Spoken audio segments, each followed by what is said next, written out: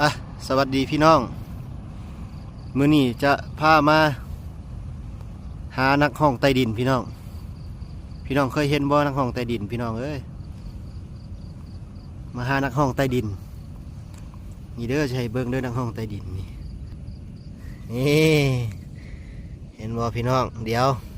วจะขุดมาให้เบิ่งเด้อพี่น้องหาล่านักห้องใต้ดินได้มื้อนี้นี่พี่น้องขุดออกมาแล้วเห็นตัวแล้วพี่น้องนี่ไงพี่น้องห้องใต้ดินพี่น้องเอ้ยนี่เห็นบ่ นี่นะห้องใต้ดินโอเคเดี๋ยวมาใส่ตุกน้ำพี่น้องเอ้ยนี่ใส่นี่หากมาเนี่ยนี่เดี๋ยวมาล่าไม้มือนี่ห้องใต้ดิน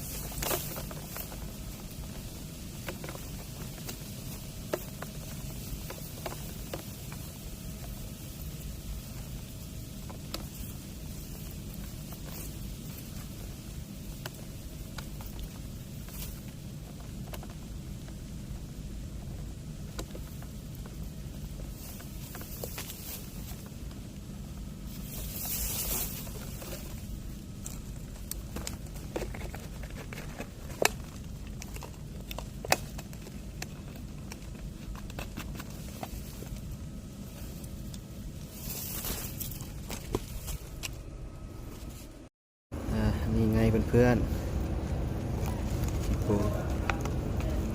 ๆนี่ประมาณ30ตัว40ตัวพี่น้องเดี๋ยวพักเบรกก่อนเดี๋ยวพักเบรกเดี๋ยวไปขุดใหม่พี่น้องไปขุดจิโปมมาพี่น้องเอ้ยประมาณ140ตัวพี่น้องโปม